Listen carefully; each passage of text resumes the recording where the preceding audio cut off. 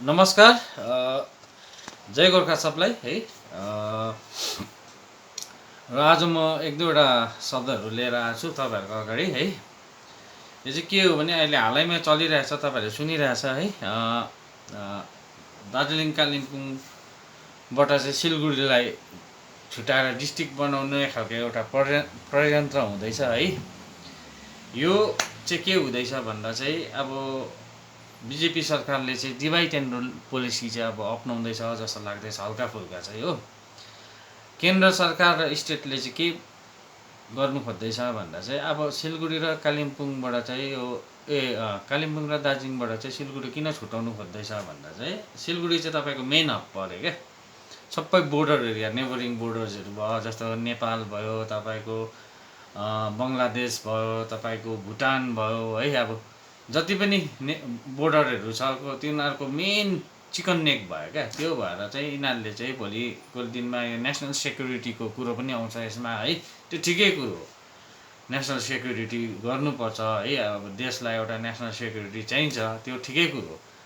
तर भोलिको दिनमा यो डिस्ट्रिक्ट बनाउने कुरोमा चाहिँ के हुँदैछ भन्दा चाहिँ उनीहरूले चाहिँ हाम्रो सधैँभरिको माग जुन चाहिँ कालिम्पोङ दार्जिलिङको माग जुन चाहिँ गोर्खाल्यान्ड अथवा युटी अथवा जे पनि हामीले माग गर्दैछ यसलाई चाहिँ किन घटाउने कुरो हुँदैछ भन्दा चाहिँ भोलिको दिनमा हाम्रो अब दार्जिलिङ कालिम्पोङबाट चाहिँ सिलगढीलाई डिस्ट्रिक्ट बनाएपछि चाहिँ यिनीहरूले चाहिँ अब यो यिनीहरूलाई अर्कै, तपाईँहरूले अहिले यो कुरोहरू बुझ्नु हुँदैन, तर यिनीहरूको चाहिँ के ध्येय छ भन्दा चाहिँ भोलिको दिनमा चाहिँ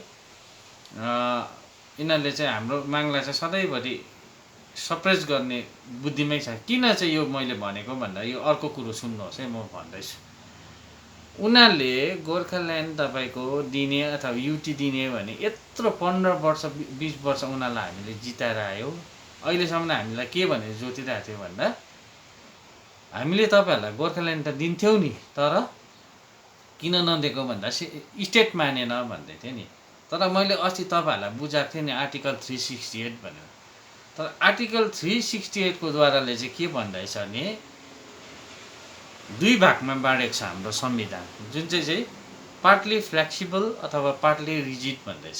हाम्रो संविधान हेरौँ भने संसारको सबैभन्दा लामो संविधान पनि हो, अलिक गहिरोको संविधान पनि हो, बुझ्नु अलिक साह्रो पनि छ, चाहियो भने फेरि बुझ्नु सजिलो पनि छ। यस्तो खालको संविधान छ जहाँ चाहिँ उनीहरूले चाहिँ के डाक्टर अम्बेडकर साहबले चाहिँ बनाउँदा चाहिँ के सोचेर बनाएको थियो अथवा के भन्ने उनीहरूले चाहिँ सोचेको थियो इन्डिया चाहिँ अब एउटा मल्टी प्लुरलिस्टिक सोसाइटी अथवा एकदमै भेरिएन्ट जातिहरू बसेको जग्गाहरू हो।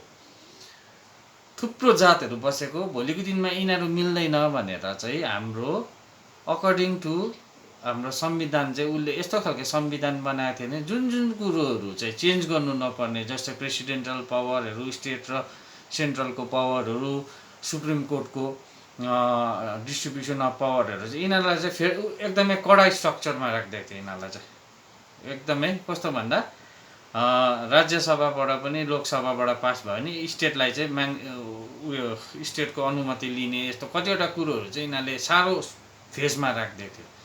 तर यो जति पनि स्टेट बनाउने अथवा नयाँ स्टेटको बााउन्ड्रीहरू छुट्याउने अथवा अर्डिनेरी लहरू छुट्याउने यिनीहरूलाई चाहिँ सजिलो भागमा राख्दै थियो। त्यो भाग भनेको चाहिँ फ्लेक्सिबल स्ट्रक्चरमा राख्दै थियो। त्यो फ्लेक्सिबल स्ट्रक्चरमा किन राखिदिएको थियो भने यिनीहरूमा चाहिँ धेरै मल्टी सोसाइटीहरू छ। भोलिको दिनमा यिनीहरूलाई एकअर्कामा डोमिनेट हुन्छ र थिचोमिचो हुन्छ र उनीहरूले चाहिँ आफ्नो आफ्नो के अरे जातले चाहिँ आफ्नो आफ्नो मागहरू गर्छ र यिनीहरूलाई भोलिको दिनमा छुट्याइदिनुपर्छ, नभए यिनीहरू मिल्दैन, झगडा पर्छ भनेर चाहिँ पहिला जो संविधान बनाउने जो मान्छे थियो उसले चाहिँ भविष्य हेरेर चाहिँ संविधान चाहिँ यस्तो पाराले बनाएको थियो कि भोलिको दिनमा यिनीहरूले नयाँ एउटा केही जोन अथवा स्टेट बनायो भने चाहिँ भोलिको दिनमा त्यो बनाउनुको लागि चाहिँ एकदमै डरलाग्दो सङ्घर्ष गर्नु नपरोस् भनेर चाहिँ यसलाई फ्लेक्सिबल स्ट्रक्चरमा राखेको थियो, जसमा चाहिँ इजिली मेजोरिटी राज्यसभा अथवा लोकसभाको इजिली मेजोरिटीले नि यिनीहरूलाई स्टेट अथवा नयाँ स्टेट दिया जाओस् भनेर चाहिँ राखेको थियो। तर हाम्रो बिजेपी सरकारले चाहिँ हामीलाई चाहिँ के जोत्यो भन्दा चाहिँ एकदम यो स्टेटले दिएन, स्टेटले यसलाई अपोजिसन गर्यो, हामीले अहिले दिनु मिल्दैन, हाम्रो मेजोरिटी के पुगेन दुनियाँदारी गर्यो। अहिले पुरा लम्बाउने काम गर्यो। भनौँ भने हाम्रो संविधानको धारा आर्टिकल 3 ले पनि के भन्दैछ, क्रिएट न्यू स्टेट हुन्छ भनेर भनिरहेको छ, सजिलोसँगले हुन्छ भनेर भनिरहेछ। तर हामीलाई अब बुझाउनु जनताले नबुझेको हो कि नेताहरूले नबुझेको हो कि, तर अब संविधानको अनुसारले चाहिँ त्यस्तो गाह्रो काम केही छैन रहेछ। अन्त यही कुरोहरूलाई लिएर म के भन्दैछु भने उनीहरूले त्यसै त दिनु चाहेको छैन र उनीहरूले चाहिँ कतिवटा न्युहरू खोज्दैछ। उनीहरूले बुझिसकेको छ अब के अरे पहाडको नेतालाई के चाहिएको छ, पहाडको जनतालाई के चाहिएको छ, उनीहरूले बुझिसकेको छ। उनीहरूले चाहिँ अब बुझिसकेको छ नेताहरूलाई चाहिँ अब प्याकेज सिस्टम, पैसा, झोला नाडाको काम अथवा उनीहरूको चौकी भन्ने पुग्छ भनेर बुझिसकेको छ। र उनीहरूले अर्को कुरो के पनि बुझेको छ नि, जनताहरू चाहिँ अब थाकिसकेको छ। यिनीहरूलाई अब जे भन्यो भने अब यिनीहरूको नेताले लटपट पारिहाल्छ हो, जनताहरूलाई जे गर्दा पनि हुन्छ भनेर बुझिसकेको छ। त्यही कारण चाहिँ अहिले जति पनि भाइ बहिनीहरू जो फेसबुक, टिकटक अथवा जेमा अल्झेर हाँसेर खुसी गरेछ, अहिले त्यो समय छैन क्या। अब चाहिँ के समय छैन, तपाईँले आवाज उठाउनुपर्छ क्या, नभए भोलिको दिनमा हाम्रो आउनु पिँढीले हामीलाई धिक्कार्नेछ। अहिले जस्तै हाम्रो नयाँ पार्टी जुन चाहिँ खोलेको छ मनोज दाजुहरूको पार्टीले हिजो अथवा अस्ति मेमोरेन्डम बुझायो कङ्ग्रेस सरकारलाई, राहुल गान्धीको सरकारलाई कि आवाज हाम्रो गोर्खाल्यान्ड आवाज उठाइदियोस् भन्ने। त्यो एकदमै राम्रो काम गर्नुभयो दाजुहरू।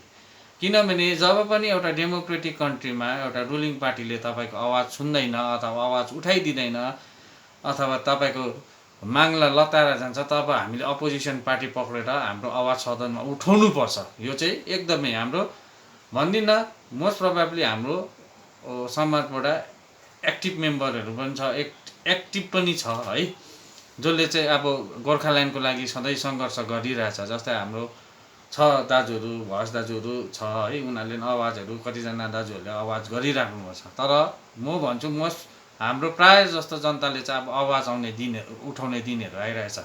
भोलिको दिनमा सिलगढी र कालिम्पोङ र दार्जिलिङबाट सिलगढी छुट्यायो भने हाम्रो जोग्राफिकली एरिया वाइज मात्रै हामी सानो नभएर भोलिको दिनमा हाम्रो एमएलएहरू पनि घटेर जान्छ। अन्त हाम्रो माग सधैँको लागि चुट्टिएर जानेछ। तपाईँहरूले भन्नुहुन्छ छुट्याउँदा केही हुँदैन, सिलगढी डिस्ट्रिक्ट भने केही हुँदैन भने, भोलिको दिनमा के भन्छ, अब त्यो दार्जिलिङ र कालिम्पोङ यत्रो छ, तिनीहरूलाई नदिँदा पनि हुन्छ, तिनीहरूलाई जे गर्दा पनि हुन्छ। भोलिको दिनमा हेर्नुहोस् न के गर्छ यिनीहरूले। यो चाहिँ यिनीहरूको डिभाइड एन्ड रुल पोलिसी भन्छ, जुन चाहिँ अङ्ग्रेज सरकारले चाहिँ इन्डियामा अपनाएको थियो पहिला इन्डिपेन्डेन्ट अगाडि। यो कुरोहरू भएर जानेछ है। र म त्यही कारण जनतालाई चाहिँ यही आह्वान गर्नु चाहन्छु कि तपाईँहरू उठ्नुहोस्, जाग्नुहोस्। अब बोल्ने टाइम आएको छ। अहिले हिजो गोर्खा ब्रिगेडको बहिनीले भन्दै थियो गोर्खाल्यान्डको आवाज उठाउँदा के भन्दै थियो। अब यिनीहरूले भोलिको दिनमा हामीले अबको 2-3 वर्ष बाद चाहिँ गोर्खाल्यान्ड भनेर करायो भने नि ड्याम पारेर झेलतिर हाल्नु बेर पनि लाउँदैन। यिनीहरूको पोलिसी देखिराख्नु भएको छ। अहिले दिल्लीतिर कस्तो झमेला भइरहेछ, मधेसतिर अन्नपूर्णको भण्डारको लागि अन्डा हिकाइ किन हुँदैछ। अरे उनीहरूको पोलिसी सबै कुरो राम्रो, उनीहरूले सबै कुरो गरेको भए यस्तो हुन्थ्यो र? हुन्थेन नि त। हेर्नुहोस् बिजेपीको नियत चाहिँ ठिक छ जस्तो लाग्दैन है।